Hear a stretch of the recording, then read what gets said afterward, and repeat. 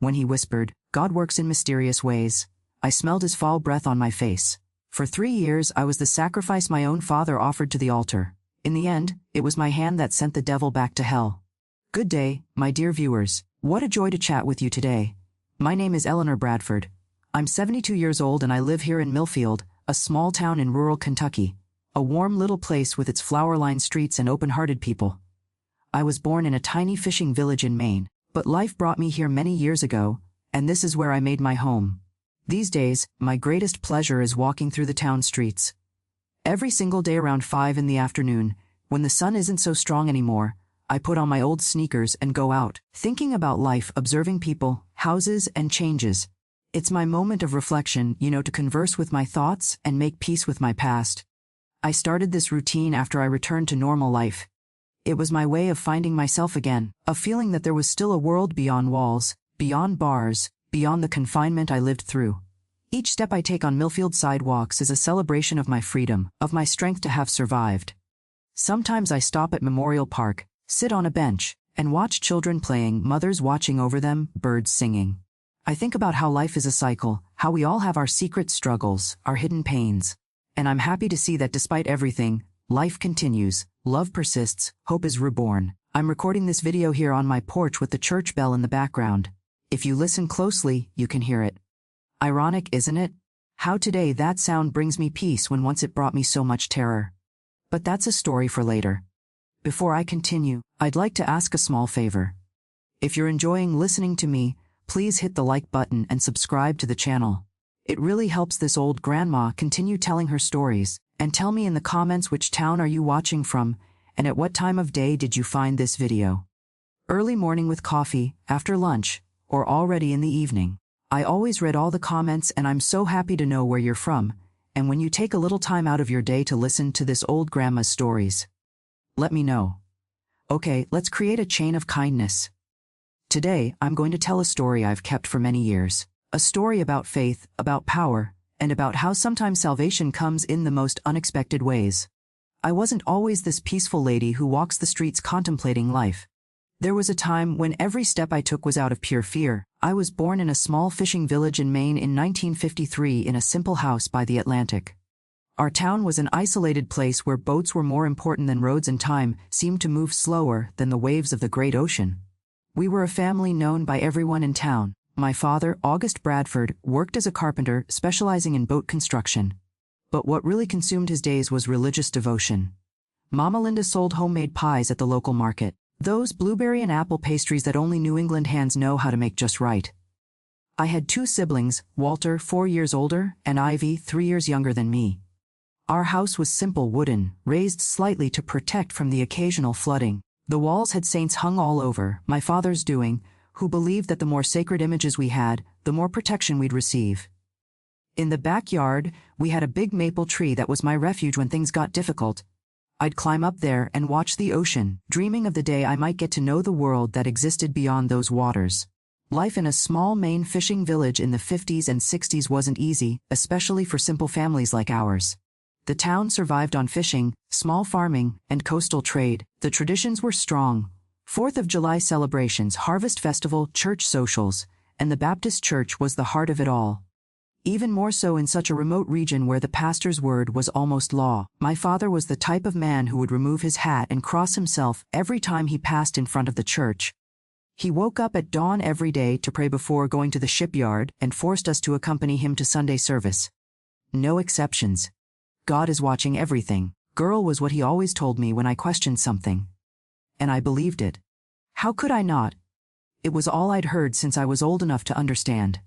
My childhood was divided between the public school, playing by the shore with other children, and the household chores that Mama taught us from an early age. I liked jumping in the water, making paper boats, and telling stories to the rag dolls that Mama made for me. Jenny, my favorite doll, stayed with me for years and years. She was my confidant, the only one who knew my fears, my dreams, my childhood anxieties. I remember well the smell of fresh fish that Papa would bring from the sea, the aroma of apple pies that Mama baked, and the sound of the saw and hammer as Papa worked on the boats. I also remember the Sunday processions when the whole town would get dressed up, and people would wear their best clothes to follow the pastor down the narrow streets. It was precisely during one of these church events that everything started to change. I was 11 years old when a new minister arrived at our church.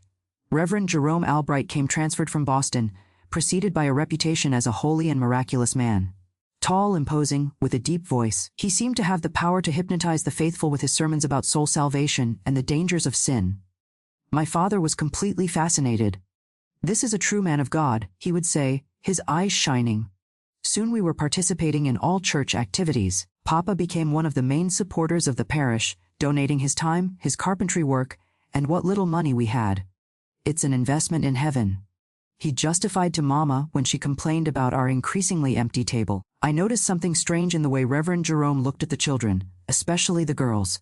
There was a gleam in his eyes that gave me a chill in my stomach. But who was I to question? A simple 11-year-old girl in a town where a minister's word was law.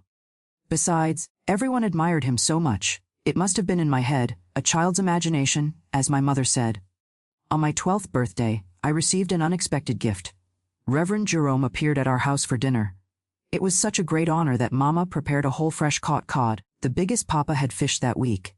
During the meal, he didn't take his eyes off me. He praised my dedication in Sunday school, my voice in the children's choir, and said I had a special gift for serving God. Before leaving, he spoke privately with my father on the porch. I could tell from the gestures that the conversation was serious. Papa nodded, seeming to agree with everything. When the Reverend left, I noticed a change in my father's expression.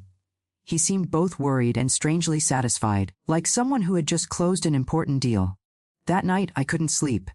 There was an uneasiness in my chest, a bad feeling that wouldn't let me rest. I hugged my Jenny doll tightly and cried, not really understanding why. It was as if something inside me knew what was coming. As if my childish soul could sense that from that day on, my life would never be the same again. The next morning, while helping Mama wash the dishes, I heard Papa announce proudly, "Eleanor has been chosen by Reverend Jerome to help at the parsonage. It's a blessing from God for our family." Mama dropped a plate which shattered on the floor. The sound of breaking china was the sound of my childhood shattering forever. That's how at 12 years old, my life took a dark turn. 3 times a week after school, I had to go to the parsonage. A sacred commitment, as my father said, adjusting my clothes and pushing me out the door. As I walked through the center of town toward the church, I felt like I was walking to the slaughterhouse. Each step was heavier than the last, and my heart was beating so hard it seemed to want to escape from my chest. The parsonage was behind the church, a white wooden building with a wide porch and green windows. To the faithful passing by, it must have seemed like a place of holiness. To me, it was the entrance to purgatory. At first, the tasks were simple. Sweeping the floor, washing dishes, arranging books on the shelf. Reverend Jerome would sit in his armchair, watching as I worked. "You're a very special girl, Eleanor," he would say. "God chose you for a greater purpose." His words made me uncomfortable, but I smiled timidly and continued my work. At home, things began to change. Suddenly, there was more food on the table. Papa showed up with new fabrics for Mama to make our clothes. Walter got school supplies we could never afford before. And most surprisingly, my father was invited to build a new boat for the church, a job that would be very well paid. "See how God rewards the faithful," my father would say during dinner with a strange gleam in his eye. "That's why we have to be grateful to Reverend Jerome and do everything he asks." Mama stayed quiet, eyes downcast. Sometimes when Papa wasn't looking, she would look at me with an expression I couldn't decipher. Was it fear, guilt, helplessness? I never knew for sure. What I did know was that she too was afraid of my father and his explosive temper when contradicted. After a month working at the parsonage, things got worse. Reverend Jerome began asking me to stay after hours for special tasks. The first time was when he asked me to help organize his collection of prayer cards. We were alone in his office with the door closed. "Come closer, child," he said, indicating the space next to him in the chair. The smell of incense and cologne made me nauseous. "Let's pray together to thank God for bringing you to me." He took my hand and placed it on the Bible. His hands were cold and damp, like the skin of a dead fish. While he prayed, his fingers began to caress my wrist, moving up my arm. I was paralyzed, not understanding what was happening, but feeling that something was very wrong. "This is a sacred secret between us and God," he whispered when he finished the prayer. "If you tell anyone, you'll be betraying God and condemning your family to hell." I returned home that day with a feeling of filth that no bath could wash away. I didn't tell anyone. How could I? My father believed the Reverend was almost a saint. My mother, though suspicious, was trapped in her own silence, and I, a 12-year-old girl raised to obey and respect elders, especially men of God, had no words to describe what was happening. The following weeks were a growing nightmare. Each visit to the parsonage brought a new boundary crossed, a new unwanted touch, a new violation disguised as a special blessing. Reverend Jerome said he was purifying me, preparing me to serve God in a special way, that I was chosen, that it was all an honor. I started to disintegrate inside. At school, my grades fell. I stopped playing with the other children. I couldn't sleep properly anymore. I had terrible nightmares where I was drowning while everyone on the shore just watched, including my parents. I began to isolate myself, to speak less and less. "What's happening to you, girl?" my mother asked one night while helping me wash my hair. "You look like a ghost walking around." I wanted to tell her, my God, how I wanted to tell her. The words were there on the tip of my tongue.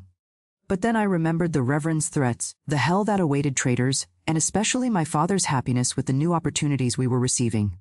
"Nothing, Mom. Just tired from school," I replied, swallowing my tears along with the truth. There was one afternoon, however, that marked the moment when something inside me began to change. It was a day of heavy rain, the kind that falls relentlessly in the Northeast. I was at the parsonage helping to dry the floor that had gotten wet because of a leak. Reverend Jerome was more agitated than usual. He had been drinking wine during lunch. "Eleanor," he called from his bedroom, "I need your help here." I entered the room trembling, already knowing what awaited me. But that day was worse, much worse. He was different, more aggressive, demanding things that I didn't even properly understand. When I tried to refuse, he grabbed my arm forcefully. "You think you can say no to me?" he whispered angrily. "I am the voice of God in this town. Your father gave you to me as an offering. You are mine now, understand?" Those words, "your father gave you to me as an offering," were like lightning that struck me. It wasn't just the Reverend. My own father knew. He knew and had allowed it. He had sold me for favors and money. Something broke inside me at that moment. It wasn't just my innocence or my faith. It was my resignation. The fear continued, but now there was something else along with it. A small and silent anger, but as strong as the ocean current, began to grow. "My mother is waiting for me," I managed to say between sobs. "She'll get suspicious if I'm late." He released me with a push. "Go, but come back tomorrow. And remember, if you tell anyone, it won't just be you who suffers. I have people in town who would do anything for me. Anything. Think about your dear mother and your little sister." I ran out into the rain, not caring about getting soaked. The water washed away my tears, but not my shame. I ran until I couldn't anymore, until I reached the shore where no one could see me. I screamed at the turbulent waters, a scream that no one heard, but that marked the moment when I decided that somehow this had to end. That night, hidden under my bed, I began to write in an old notebook. I noted everything: dates, times, what happened, what he said, what he forced me to do. I wrote about the gifts my father received in exchange. I wrote about the threats. It was my only testimony, my only proof. I hid the notebook in a hole I made in the floorboards under my bed. The next day, my father announced the big news. Thanks to Reverend Jerome's intervention, he had secured a contract to build 3 large boats for a wealthy merchant from Boston. It would be the biggest job of his life, the one that would finally lift our family out of poverty. "And all this thanks to your dedication at the parsonage," he said, running his hand through my hair with a pride that made me nauseous. "Keep it up, daughter. You're being a blessing to this family." That's when I fully understood. I had been sold. My body, my childhood, my dignity, all exchanged for boats and money. My own father had closed this diabolical deal and was happy about it. I looked at my mother, seeking some sign that she understood what was happening, but she just looked away, pretending to be busy with the food. Her silence was the final betrayal. The following months were an endless nightmare. What started as 3 visits a week soon turned into 5. Reverend Jerome had convinced my father that I needed intensive spiritual formation. To the rest of the town, I was the blessed girl receiving direct instruction from the pastor. "What an honor," the ladies would say after the service, patting me on the back. If only they knew. Each day my soul shrank a little more. At home, I became a ghost, present in body, absent in spirit. I stopped smiling. I stopped singing. I even stopped crying because tears no longer relieved anything. My only consolation was that old notebook where I continued to record everything, writing by candlelight after everyone was asleep. The abuse steadily worsened. Reverend Jerome was no longer content with moments at the parsonage. He began calling for me at night, sending the sexton to knock on our door with some urgent pretext. The Reverend needs Eleanor's help to organize the baptism materials for tomorrow. The Reverend needs Eleanor to help prepare the candles for the prayer meeting. And off I would go, dragged by my father's firm hand, who never questioned these nighttime calls. One night I tried to resist. "I'm feeling sick, Father," I lied, clinging to the sheets on my bed. "I think I ate something bad." The answer came in the form of a slap that stung my face for hours. "You never refuse a call from a man of God," he shouted. "Get up right now or you'll regret it." My mother watched everything from the bedroom door, eyes lowered, hands trembling. She knew, I'm sure she knew. But the fear she had of my father, coupled with blind respect for the church, kept her silent. A silence that screamed in my ears. The worst, however, was the isolation. Gradually, the Reverend began to control who I could talk to. First, it was my friends from school. "Worldly girls who can lead you astray from the holy path," he said. Then even my own siblings. "You need to focus on your religious studies." Finally, even contact with my mother became limited. A true servant of God must learn to detach from earthly bonds. By the time I turned 14, I was living in a world apart. I went to school but couldn't talk to anyone. I returned home but couldn't participate in family conversations, and I spent more and more time in the church and parsonage under the yoke of that man who used God's name to satisfy his most sordid desires. The money kept coming to my family. My father prospered with his boat-building contracts. Now, not just in our town, but in neighboring towns as well. Our house gained a second floor, new furniture, even a refrigerator, a rare luxury at that time and place. My brother Walter was sent to study in Boston at a good school. My sister Ivy got new dresses and dreamed of having her own sewing machine. All this at the cost of my stolen childhood, my destroyed innocence. One morning, I woke up nauseated. I ran outside the house and vomited behind a tree. In the following days, the nausea continued. My mother noticed but said nothing. It was old Mrs. Ellis, our neighbor who sold medicinal herbs, who confirmed what I already suspected with terror. "Child, you're expecting a baby," she said in a low voice after examining my eyes, my skin, my pulse. "How far along?" "I can't say, but it shouldn't be more than 2 months." The world collapsed. I, at just 15 years old, carried in my womb the fruit of that horror. For a moment, I thought about running to the ocean and throwing myself into the deep waters. It would be a second of courage and then eternal peace. But something held me back. Perhaps the survival instinct. Perhaps the hope that this impossible situation would finally force a change.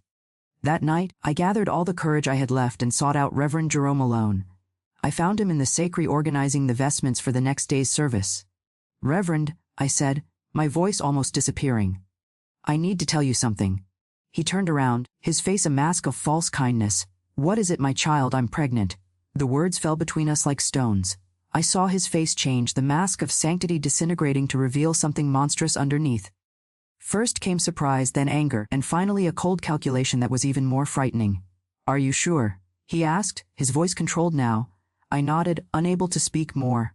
He remained silent for a long moment, pacing back and forth in the sacristy. Then he approached me with a smile that chilled me to the bone. "This is a gift from God," he said, his voice smooth as poisonous velvet. "A miracle, proof of the divine blessing upon our joint work." I was stunned. This wasn't the reaction I expected. I thought he would be furious, that he would threaten me, but not that he would transform it into some kind of divine event. "I'm going to tell my father," I managed to say, finding a courage I didn't know I still had. "I'm going to tell everyone what you've been doing to me." It was then that I saw his true face. The serene expression disappeared, replaced by an icy fury that distorted his features. "You really think you can threaten me?" he hissed, grabbing my arm forcefully. "I am not just a reverend, Eleanor. I am God's representative in this town. I have a circle of loyal followers who would do anything for me. Anything." He squeezed my arm harder, causing sharp pain. "If you open your mouth, not just you, but your entire family will suffer a regrettable accident. Maybe a fire in your new house during the night.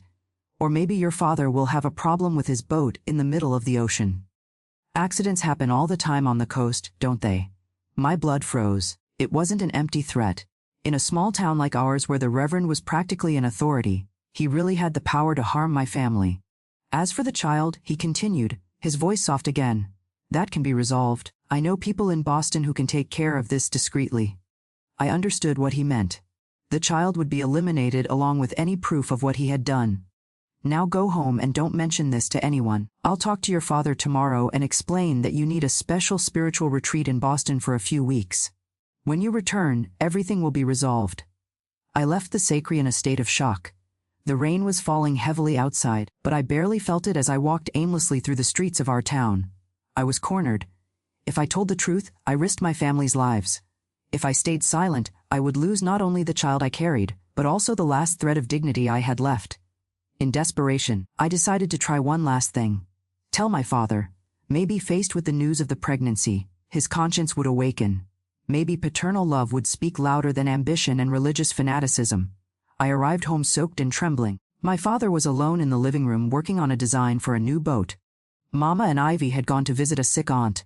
"Father," I called, my voice barely coming out. "I need to tell you something important." He raised his eyes from the drawing spread on the table. "What is it now, girl?" "I'm busy." I took a deep breath and said, the words tumbling over each other.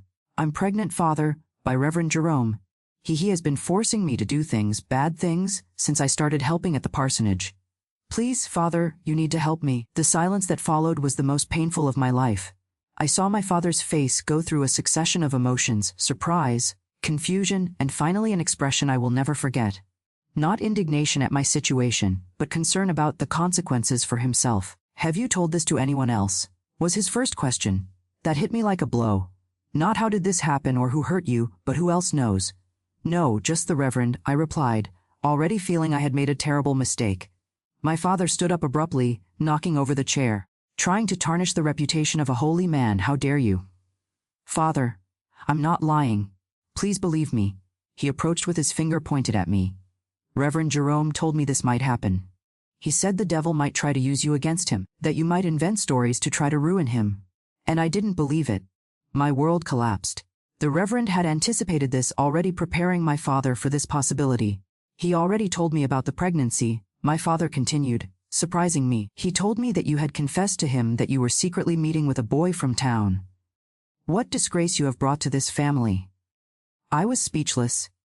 The Reverend had not only predicted my confession to my father, but had already invented an alternative story to explain the pregnancy. "Father, that's not true. There is no boy." "Silence," he shouted, raising his hand as if to hit me. "Reverend Jerome told me everything. He said that despite your sin, he is willing to help us, that he will send you to a place in Boston where you can have this child away from the town's eyes, and then give it up for adoption. It's more than you deserve." I then realized the extent of my abandonment. My own father not only knew what was happening, but chose to believe the Reverend's lies instead of his own daughter. The man who should protect me was more concerned with preserving his lucrative contracts and his position in the religious community. "Tomorrow you will ask the Reverend for forgiveness for what you said about him, and then we'll arrange your trip to Boston before your shame becomes visible." That night, lying in my bed, I cried until I had no more tears. I was completely alone. Nobody would believe me against the Reverend's word. Nobody would help me. The entire town saw him as a saint. My own family had abandoned me. It was then that a certainty grew inside me along with that unwanted child. I needed to find a way out. Not just for me, but for that innocent being who didn't ask to be born this way. I would not allow my son or daughter to be resolved by people in Boston. Nor would I accept them growing up in that cycle of abuse and silence. If no one else would do justice, then it would be up to me to find a path. I took my diary and wrote at length by candlelight.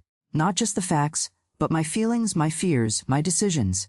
That notebook would be my testimony, my only proof against a system that protected the powerful and silenced the weak. The next morning, with swollen eyes but a determined heart, I began planning my escape from that hell.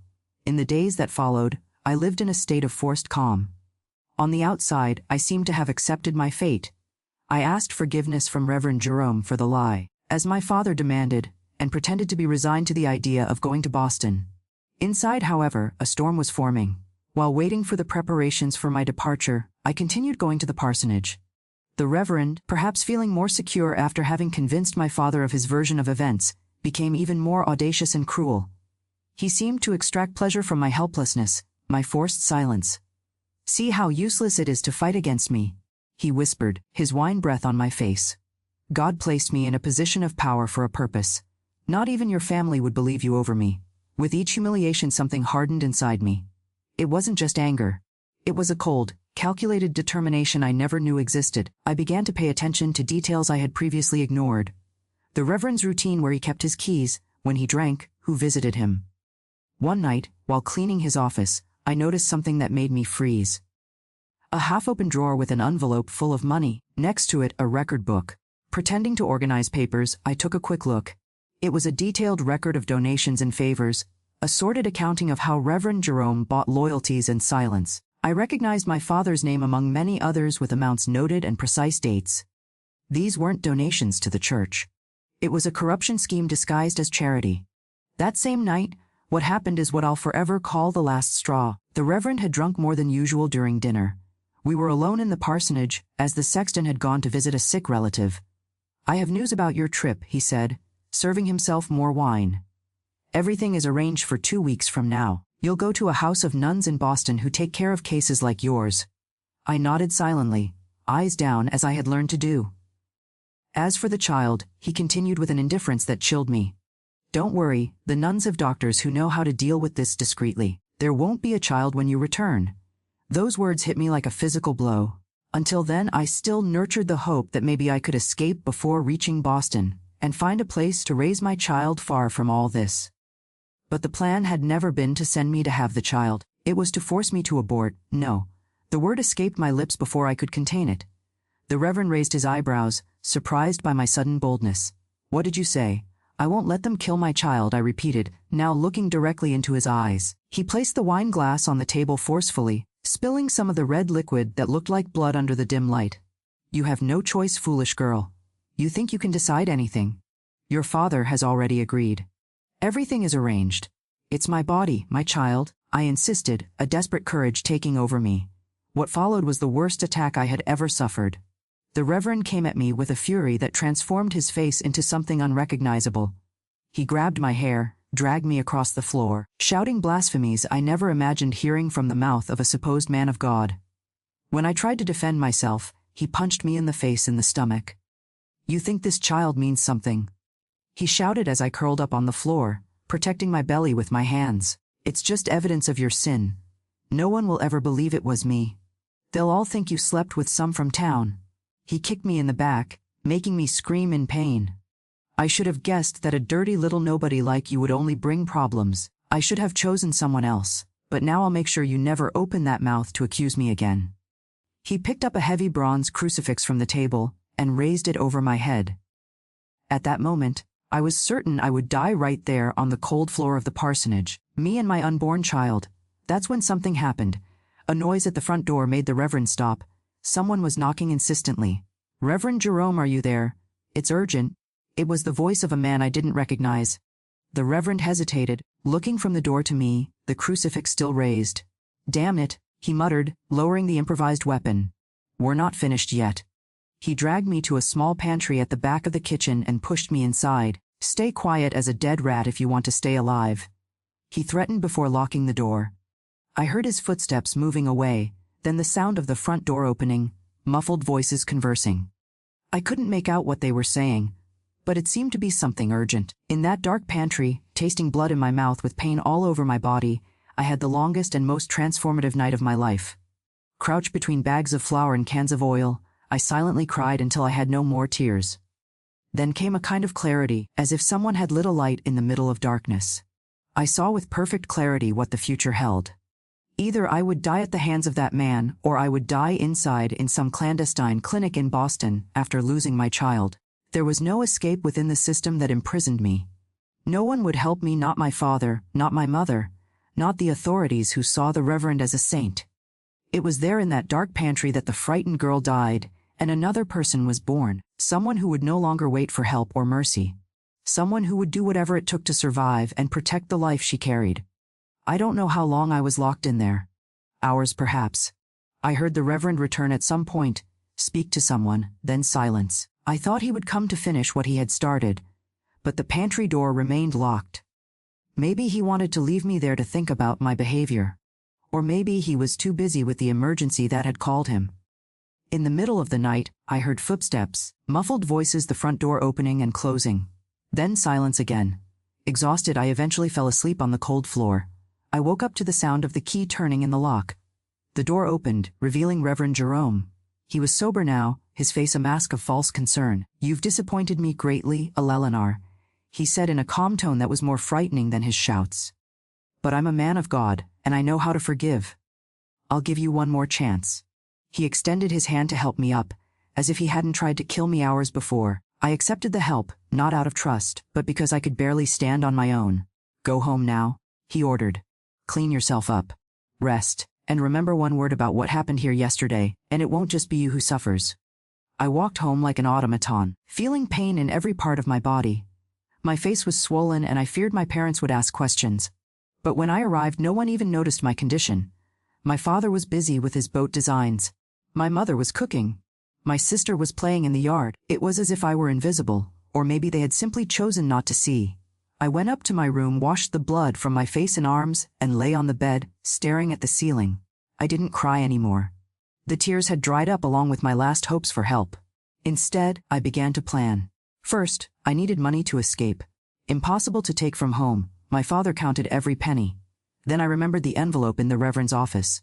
He owed me much more than money, but that would be a start. Second, I needed concrete evidence against him in case my escape didn't work out. My diary already contained many details, but that record book I saw in the office would be the definitive proof of the corruption scheme.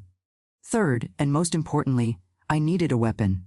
Not to escape. I knew I would be quickly found in any town in the region where the church's reach extended. The weapon was for something else, something that had begun to take shape in my mind during those hours in the dark pantry.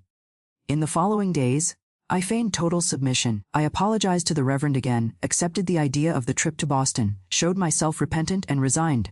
With each humiliation, I smiled and lowered my head. Inside, however, each insult, each abuse, each lie fed the cold fire of my determination. I began to prepare the ground. I discovered where the sexton kept the spare key to the parsonage. I mentally mapped every corner of the Reverend's office.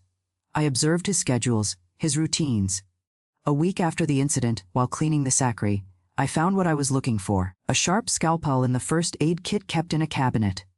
The Reverend had once mentioned that the kit was from when he served as a chaplain in a hospital in Boston. I hid the scalpel inside my clothing and took it home, concealing it in the same place where I kept my diary under a loose floorboard.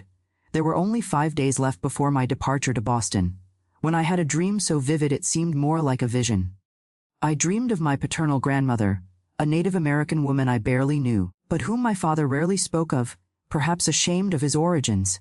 In the dream, she stood by the ocean, wearing traditional clothes I never saw her wear in life. She said nothing, just pointed to the water and then to me, as if indicating a path. I woke up with an absolute certainty. I couldn't wait any longer. I needed to act that very night. It was a Thursday, the day when the Reverend usually received the pastor from a neighboring parish for dinner and cards. They always drank a lot, and the meeting ended late. The sexton had permission to go to bed earlier on these days, leaving the Reverend and his guest alone. I left the house stealthily after everyone was asleep, taking only my diary and the scalpel hidden in my clothes. The night was dark, moonless, as if even the sky conspired in my favor. I arrived at the church around 1100 at night. As expected, the visiting pastor had already left. His car was no longer parked outside. The lights in the parsonage were still on, which meant the Reverend was still awake. Using the key I had observed the sexton hide under a rock near the back door, I silently entered the house. I could hear the Reverend moving in the living room, probably tidying up after the visit. My plan was simple. Enter the office, take the money and the record book, and then confront the Reverend. Not to negotiate, I knew it was too late for that, but to end everything once and for all. The office was locked, but I had anticipated this weeks earlier. I had observed where the Reverend kept the key, in a plant pot near the door. I opened the door carefully, entered and closed it behind me without making a sound. Working quickly in the dim light that came through the window, I found the envelope with money and the record book, exactly where I had seen them before. I put them inside my clothes and was about to leave when I heard footsteps approaching. The door opened abruptly, and there he was, Reverend Jerome, looking surprised and then furious to see me there. "What are you doing here, you little thief?" He vociferated, advancing toward me. I didn't back down. I didn't tremble. Something had changed inside me. Where before there was fear, now there was only a glacial calm. "I came to get what's mine," I replied, my voice firmer than it had ever been. He looked at the place where he kept the money and realized what I had done. "You're going to return that right now, and then you're going to pray for forgiveness until your knees bleed," he shouted, grabbing my arm forcefully. It was at that moment that I took the scalpel from my pocket and pointed it at him. The blade shone in the dim light. The Reverend gave a scornful laugh. "What do you think you're going to do with that? Kill me? You don't have the courage. You're just a stupid girl no one will believe." "I'm not that girl anymore," I replied, feeling a strange peace envelope me. "You destroyed that girl. What stands before you now is something else." He must have seen something in my eyes because his expression changed. The contempt gave way to a shadow of doubt, perhaps even fear. "Think carefully about what you're going to do," he said, backing up a step. "If you hurt me, you'll be hunted like an animal. You'll never have peace." "I've been living without peace for 3 years," I replied, "but that ends today." What happened next was etched in my memory with painful clarity. The Reverend tried to disarm me, advancing quickly. There was a struggle. He was stronger, but I was fighting not just for myself, but for my unborn child, for all the girls who might come after me. At some point during the struggle, the scalpel found its way to his neck. It wasn't a planned blow, but when I saw the blood gushing, I felt no remorse. I felt nothing but relief. "You will go to hell," he stammered, clutching his neck, blood running between his fingers. "If I do, you'll be there waiting for me," I replied, watching as he fell to his knees. That night in the parsonage in our small Maine town, I wasn't the lamb he expected. I was like the angel of death. He thought I was there to serve. I was there to collect the debt. Only one of us left that room alive. After that fateful night, everything happened as in a blurred dream.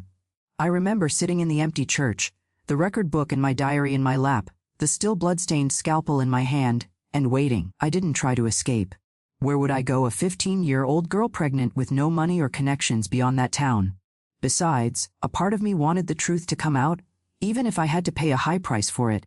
It was Mr. Nichols, the sexton, who found me the next morning. The poor man nearly had a heart attack when he entered the church to prepare for the service and saw me sitting on the first pew, motionless as a statue. He was even more shocked when I told him with surreal calmness, "Reverend Jerome is dead in the office. I killed him." He ran to check and returned pale, repeatedly making the sign of the cross. "My God, girl, what have you done?" "What no one else would do for me," I replied simply. Mr. Nichols, despite his shock, was the first person in years to really look at me, not with judgment, not with anger, but with a mixture of horror and could it be understanding. He noticed my face still swollen from the blows, my marked arms, the almost catatonic state I was in. "Stay here?" he said after a long moment. "I'm going to call the police." I agreed with a nod. Where else would I go? The following hours were a blur of uniforms, questions, exclamations of horror. Sheriff Irwin Foster, a serious man with a thick mustache, tried to understand what had happened. At first, as expected, no one believed my story. How could a holy man like Reverend Jerome do such atrocities? It was when I handed over my diary and the record book that things began to change. "Read," I told the sheriff, pointing to the diary. "Every date, every detail of what he did to me for 3 years. And then see the other book where he noted how much he paid my father and other men in town for their silence and favors." The sheriff reluctantly began to leaf through the documents. I saw his face change as he read from skepticism to shock, then to contained anger. "This is very serious," he finally said, closing the diary. "If it's true, it is true and there's more?" I replied, placing my hand on my belly. "I'm pregnant by him. You can verify whenever you want." And he was going to send me to Boston to get rid of the baby and the evidence. That's how, instead of being immediately thrown into a cell, I was taken to a doctor for examination. Dr. Mendenhall, coming from Boston especially for the case, confirmed not only the pregnancy, but also signs of prolonged abuse and recent marks of aggression. His report was another nail in the coffin of Reverend Jerome's reputation. Meanwhile, the record book produced its own earthquakes. The sheriff, acting with an integrity I didn't expect to find, began discreet investigations into the names listed in the book, including my father. They discovered a corruption scheme that went far beyond what I imagined. Misappropriation of donations, extortion, document forgery. My father was arrested 3 days after me. When we met at the police station, he couldn't even look me in the eyes. His shame wasn't for having sold me but for having been caught. "How could you do this to me?" were his only words, as if I were the traitor. "How could you do that to me?" I replied without tears, without anger, just an infinite sadness. It was the last time I saw him. As for me, I spent 2 months in the county jail awaiting trial. It wasn't a place for a pregnant young woman, but Nurse Wilson did what she could to ensure I had minimal care. She brought me better food than the ration for other inmates and let me get some sun in the inner courtyard every day. My daughter was also a victim of a man who claimed to be of God. She confided to me one afternoon. Except she didn't have your courage. She hanged herself before we could help. I understood then that in my misfortune, I wasn't as alone as I thought. The trial took place in Boston, where I was transferred in my 3rd month of pregnancy. It was a case that shook the entire New England region, a 15-year-old girl accusing a respected reverend of years of abuse culminating in his murder. The newspapers had a field day, though few cared about the truth behind the sensationalist headlines. Surprisingly, several people came forward to testify on my behalf. Mr. Nichols, the sex, revealed he had suspected the reverend's behaviors for years, but was afraid to speak up. Old Miss Ellis described my state of terror when I discovered the pregnancy. Other girls from town, inspired by my story, came forward with their own accounts of harassment, none as prolonged as mine but enough to establish a pattern of behavior. And then there was Harrison Perkins, a defense attorney who appeared voluntarily to represent me. "Why are you helping me?" I asked him after our first meeting. "Because justice isn't just about punishing the guilty, but also protecting the innocent," he replied with a kindness that was strange to me after so long living in fear. Mr. Perkins was a man in his 50s from Philadelphia who had a reputation for taking on difficult cases. With his always well-combed gray hair and eyes that seemed to see beyond appearances, he brought a dignity to the process that I would never have expected. It was he who convinced the judge to consider all the facts. Not just the murder, but the circumstances that led to it, the continuous abuse, the forced pregnancy, the threats to my family, the brutal aggression days before, the corruption scheme proven by the record book. "Ladies and gentlemen of the jury," he said in his final argument, "before you is not a cold-blooded killer, but a child who fought for her own life and for the life of the baby she carries." After years of being a victim of a predator who used the cloth to hide his monstrosity, if there is guilt here, it is in the hands of the adults who failed to protect her, her father who sold her, the authorities who didn't see, the community who preferred the comfort of blindness to the pain of truth. The trial lasted a week. The verdict, when it came, was a surprise even to Mr. Perkins, guilty of homicide, but with exceptional mitigating circumstances. My sentence was 5 years with the possibility of parole, after serving 203 of the sentence considering my age and the extreme situation. "It was the best we could hope for," said Mr. Perkins, shaking my hand after the verdict. "Now, let's focus on the baby and your future." I was transferred to a juvenile facility in Portland, where there were better conditions for a pregnant woman. It was there that at 7 months pregnant, I received the visit that would change the course of my life. Mr. Perkins appeared, accompanied by an elegant middle-aged woman who introduced herself as Eleanor Carpenter, his sister-in-law. "Eleanor," he said, sitting across from me in the visitor's room. "Eleanor is a university professor in Kentucky and came to meet you in person." The woman smiled at me with a kindness that disconcerted me. "My brother has told me so much about you and your story," she said, her voice soft but firm. "I came to make a proposal." And so, over tea and cookies offered by the director of the facility, who seemed impressed with my illustrious visitors, Eleanor presented me with an idea that had never crossed my mind. "Open adoption. You are very young to raise a child alone, especially in your circumstances," she explained. "My husband and I cannot have children and very much want to adopt your baby, but we don't want to separate you forever." She then detailed her proposal. They would legally adopt my son or daughter, giving them the stability, education, and love that I could not offer at that moment. But unlike traditional adoptions, I would not be erased from the child's life. I could maintain contact, receive news, visit when I was free. "And when you get out of here," continued Eleanor, "you'll have a place to stay if you want. My husband is the principal of a school in Millfield in rural Kentucky, a quiet town far from all this. You could finish your studies there, rebuild your life." I remained silent for a long time, absorbing that unexpected proposal. It was more kindness than I had received in my entire life. "Why?" I finally managed to ask. "Why would you do this for me? You don't even know me." Eleanor exchanged a look with Mr. Perkins before answering. "Because everyone deserves a second chance," she said simply, "and because life has already taken too much from you. It's time for someone to give something in return." 2 weeks later, I signed the papers agreeing to the adoption.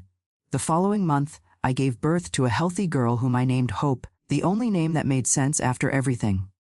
As agreed, Eleanor and her husband Claude legally adopted her, but allowed me to be present in her life, even if at a distance, during my time in the facility. I served 2 years and 8 months of my sentence with a reduction for good behavior and for completing the basic studies offered by the facility.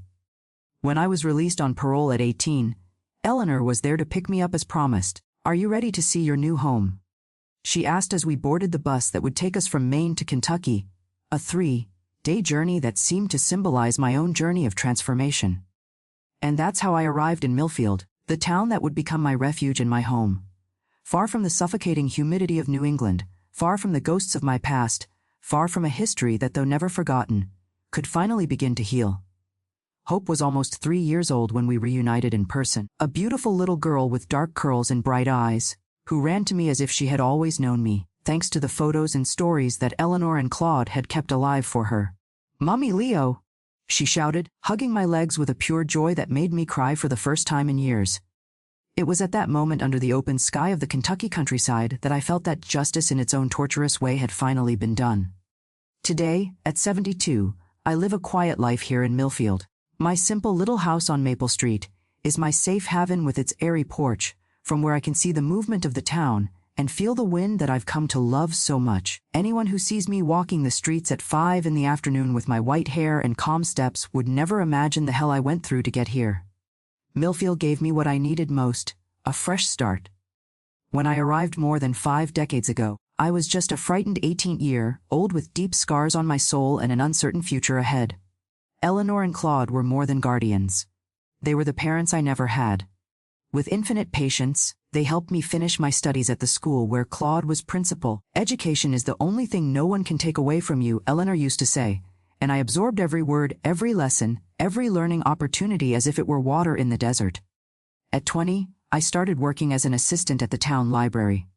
Books became my silent companions, offering me worlds where I could lose myself for a few hours. Stories of people who overcame seemingly insurmountable obstacles. Slowly, page by page, I rebuilt my own story.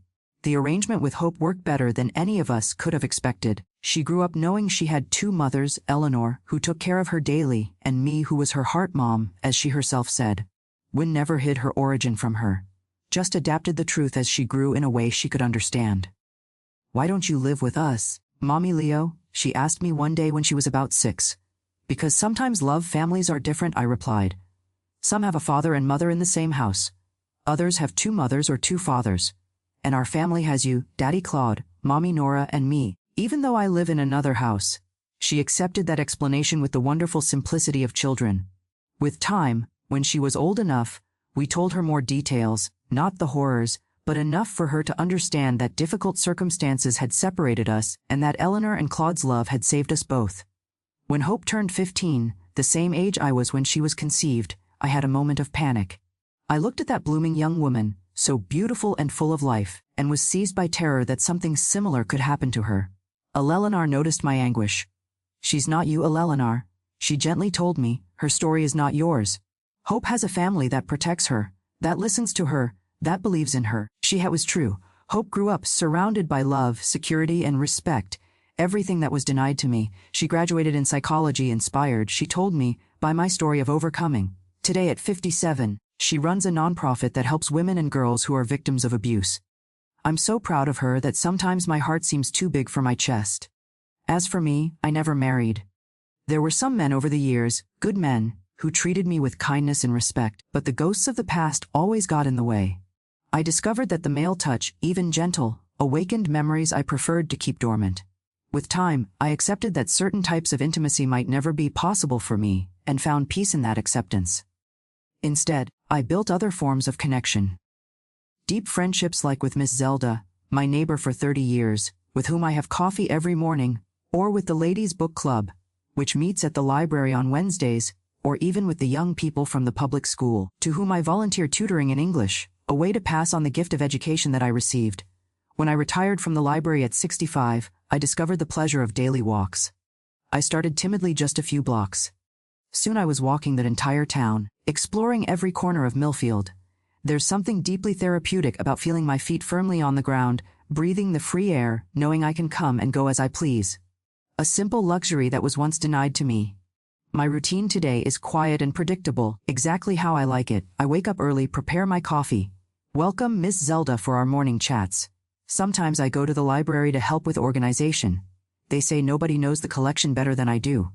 I usually have lunch alone, although on Thursdays, Hope and her family come to visit me. Oh yes, Hope gave me 2 wonderful grandchildren, Harrison in honor of Mr. Perkins, who helped us so much, and Eliza, who inherited my eyes and her mother's strong spirit. Harrison has already made me a great-grandmother with little Aurora, who just turned 5. When I see them together, 3 generations born from my lineage, I feel that somehow I won. In the afternoon around 5, I put on my comfortable sneakers and go out for my walk. I always take different paths. Sometimes I pass through Memorial Park where I watch children playing, their laughter healing something old inside me. Other times I go to the natural viewpoint on the hill from where you can see the entire town, and in the distance the immensity of the countryside, or I just wander through the residential streets, admiring the gardens, waving to acquaintances, feeling part of this community that welcomed me when I had nothing. Eleanor and Claude are no longer with us. He departed 12 years ago, victim of a fulminant cancer. She followed him 3 years later peacefully in her sleep. I miss them every day, but I see their legacy alive in hope in the grandchildren and in the woman I became thanks to them. As for my past in Maine, it's like an old book I keep closed on the highest shelf. I don't open it often, but I know it's there. With time, I learned that forgiveness, not to others, but to myself, was the only path to peace. I forgave myself for being a victim. I forgave myself for the initial silence. And yes, I forgave myself for taking a life, even knowing it was the only way out I saw at that moment of desperation. My diary from that time still exists, kept in an engraved wooden box that Claude made for me. I rarely reread it. Those pages contain too much pain. But I keep it as a testimony, not just of the horror I lived through, but of the strength I discovered in myself. The church bell still rings every day in Millfield, just as it rang in my hometown. The difference is that now when I hear it, I no longer feel that tightness in my chest, that visceral fear. Sometimes I even stop my walk to listen to it, letting the sound dissolve in the afternoon air. It's a reminder that I survived, that the past no longer has power over me. This is my life today. Simple, peaceful, built brick by brick over ruins that I once thought would define me forever. I've lived in the same town for over 50 years. And yet, each daily walk is a small celebration of the freedom I won at such a high price. When people ask me the secret of my serenity, I just smile. How to explain that I found peace precisely because I knew its opposite in the most brutal form? How to say that each dawn is a miracle for someone who has faced the deepest darkness? I prefer to just keep walking one step after another under the open sky of Millfield, the place that taught me that even after the most devastating storm, it's still possible to find the way back home. My dear viewers, when I think of that night in the parsonage with the scalpel in my hand and the blood flowing, I still feel a chill. I'm not proud of having taken a life, but I know that was the only path I found to save mine, and that of my child I was carrying. Sometimes we find ourselves in such brutal situations that only extreme measures can free us. The weight of the scalpel in my hand, the look of surprise on his face when he realized I was no longer his submissive victim. These images have never left me, but they no longer destroy me either. I discovered that even the most desperate acts can be part of our journey to liberation. I spent years wondering if I could have done differently, if there was another way. But the truth is that when we are cornered, when our own father sells us as merchandise, when society closes its eyes and covers its ears, sometimes all we have left is our own strength to survive. That 15-year-old girl who faced the monster disguised as a saint never imagined she would reach 72, walking freely through the streets of Millfield with a daughter, grandchildren, and even a great-granddaughter. That she would find people like Eleanor and Claude who showed me that goodness exists, even after knowing the worst of humanity. The time in prison, the trial, the judgmental looks, it was all worth it for the right to breathe freely, to put down roots in a new land far from the horror of my past. To see my daughter Hope grow strong and determined to help other women, transforming our pain into purpose. If you're in a similar situation, remember sometimes salvation comes in the most unexpected forms. Mine came at the point of a scalpel and in the pages of a diary that told the truth no one wanted to hear. If this video touched your heart, hit the like button and subscribe to Grandparents' Tales. It really helps this old grandma continue sharing her story, and leave in the comments the word prayer to remember that sometimes we need to be our own salvation, even when everyone is just praying for miracles that never come. Thank you for listening to me this far, for witnessing my story, for not judging that girl who did the unthinkable to survive. God bless each one of you. And may no child ever need to make the choices I had to make.